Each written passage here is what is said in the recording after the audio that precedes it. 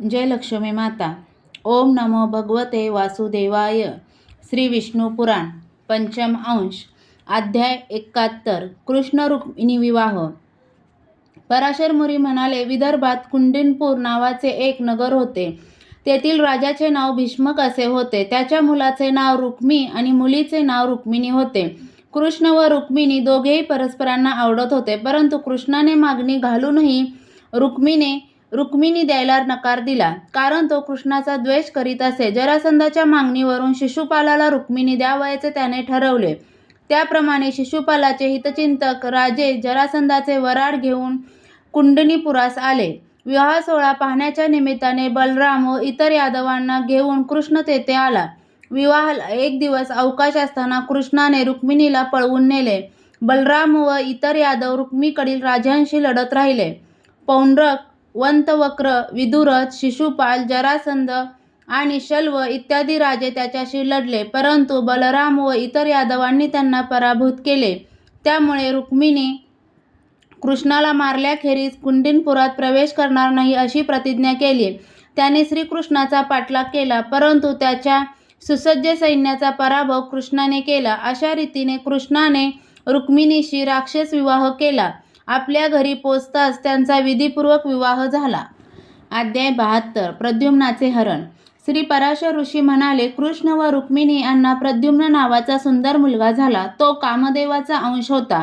भयंकर स्वरूपाचा शंभर नावाचा एक राक्षस होता. प्रद्युम्न जन्मल्यावर 6 दिवसांनी त्याने सुतिका ग्रहातून त्याला पळवून नेले. पुढे त्याने त्याला जलचरांनी भरलेल्या खाऱ्या समुद्रात टाकून दिले.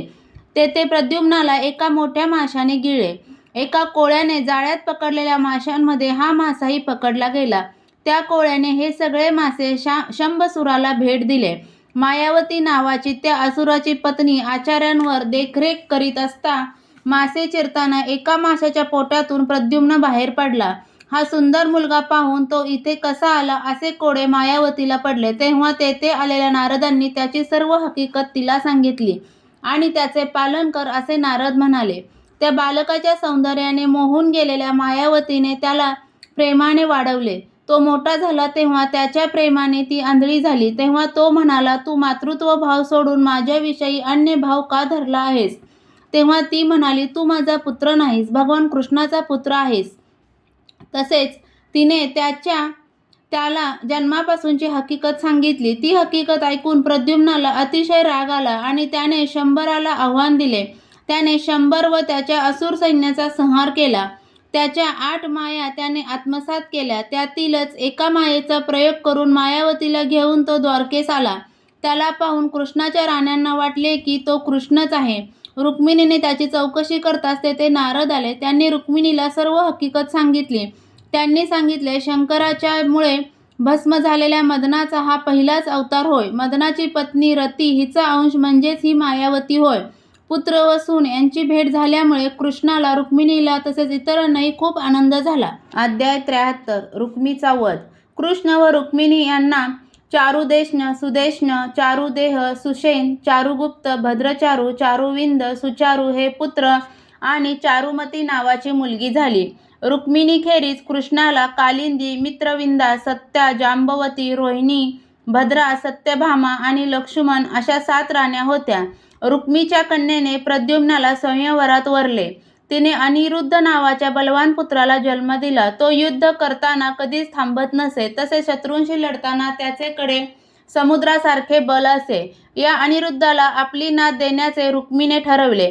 कृष्णाबरोबर बलराम व इतर यादव त्या विवाहासाठी रुक्मीच्या भोजकट नावाच्या नगरीत जाऊन पोहोचले. अनिरुद्धाचा विवाहविधी पूर्ण झाल्यावर कलिंगराज आणि इतर प्रमुख राजांनी रुक्मीला म्हटले, बलरामाला द्यूत खेळायला आवडते, तेव्हा त्याचा पराभव द्यूतातच का करू नये?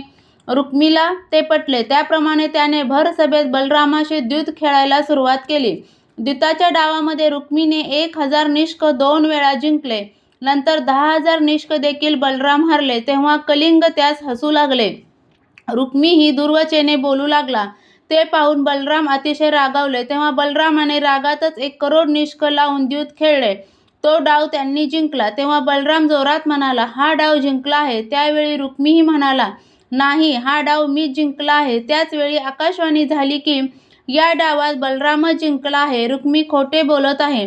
तेव्हा रागाने डोळे लाल झालेल्या बलरामाने द्यूत खेळण्याच्या फाशांनीच रुक्मीला ठार मारले आणि दात दाखवून हसणाऱ्या कलिंग राजाला पकडून त्यांनी त्याचे दात पाडले. तेथील एका सोन्याचा खांब बलरामाने उपटला आणि रुक्मीच्या पक्षातील सर्व राजांचा वध केला. अनिरुद्धाच्या पत्नीला बरोबर घेऊन सर्व यादव द्वारकेला परतले. रुक्मीच्या वधामुळे कृष्णाने मौन धारण केले, कारण एका बाजूस बलराम तर दुसऱ्या बाजूस रुक्मिणी अशा पेचात तो सापडला होता. अध्याय 74 नरकासुराचा वध. पराशर म्हणाले, एके दिवशी ऐरावतावर बसलेला इंद्र द्वारकेत येऊन कृष्णाला भेटला. त्याने कृष्णाची स्तुती केली आणि मग त्याने नरकासुराच्या अत्याचारांचे वर्णन केले. तेव्हा कृष्ण हसला. त्याने गरुडाचे स्मरण केले. तेव्हा गरुड तेथे आला. सत्यभामाला घेऊन कृष्ण गरुडावर बसला आणि प्राग्ज्योतिषपुराला गेला.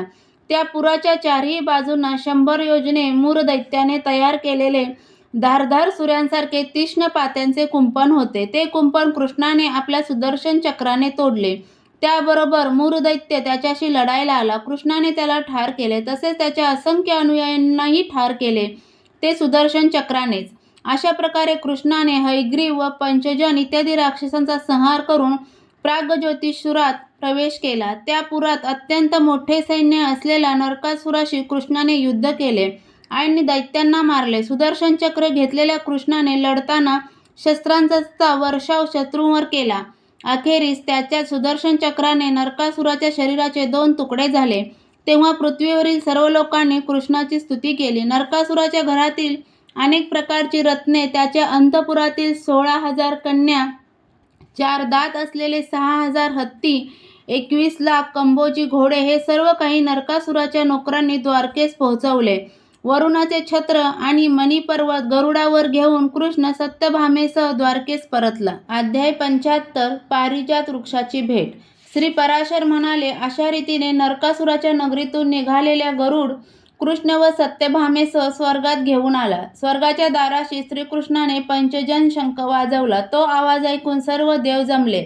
त्यांनी श्रीकृष्णाची पूजा केली आणि त्यावेळी अदितीने अत्यंत आनंदाने कृष्णाची स्तुती केली. तेव्हा कृष्ण म्हणाला, हे अदिती देवी, तू तर आमची माता आहेस. तूच आम्हावर प्रसन्न होऊन आम्हाला वर दे. ती म्हणाली, ठीक आहे. मृत्यूलोकात तुझा पराभव देव किंवा दानव करू शकणार नाहीत. त्यावेळी सत्यभामेने अदितीची स्तुती केली. तेव्हा तिच्याबरोबर इंद्राची पत्नी शची होती.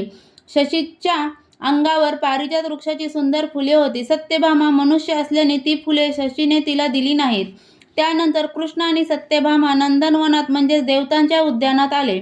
सुगंधित मंजिरांच्या पुंजक्यांनी लहरलेला नित्य सुशोभित सोनेरी साल असलेला पारिजात हा कल्पवृक्ष त्यांना तेथे दिसला. तो समुद्र मंथनातून वर आलेला वृक्ष होता.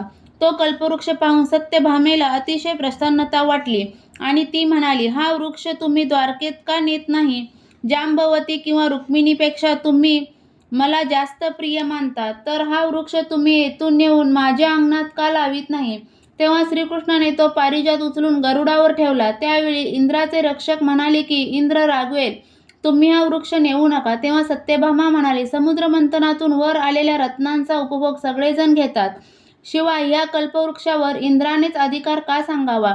तुम्ही शचीला जाऊन सांगा की, इंद्राचे जर तुझ्यावर खरे प्रेम असेल आणि तो तुझ्या म्हणण्याप्रमाणे वागत असेल तर कृष्णाला पारिजात घेऊन जाताना अडवून दाखव. कृष्ण पारिजात घेऊन निघाल्याची बातमी इंद्राला समजताच तो वज्र घेऊन कृष्णाशी लढावयास आला. तेव्हा देवही इंद्राच्या बाजूने लढण्यासाठी आपापली शस्त्र घेऊन आले. सर्व देवांना आलेले पाहून गरुडावर बसलेल्या गोविंदाने आपला शंख फुंकला आणि देवांवर असंख्य तीक्ष्ण बाणांचा पाऊस पडला. अशा प्रकारे सर्व दिशा बाणांनी भरून गेलेल्या पाहताच देवांनी आपापली शस्त्रे चालवली. त्या प्रत्येक शस्त्रास्त्रांचे कृष्णाने तुकडे तुकडे केले. गरुडानेही या कामात हातभार लावला. 2 ढगातून पाऊस पडत असावा त्याप्रमाणे कृष्ण आणि इंद्र एकमेकांवर बाणांचा वर्षाव करीत होते. दोघांचेही सर्व बाण संपले तेव्हा इंद्राने वज्र आणि कृष्णाने सुदर्शन चक्र धारण केले.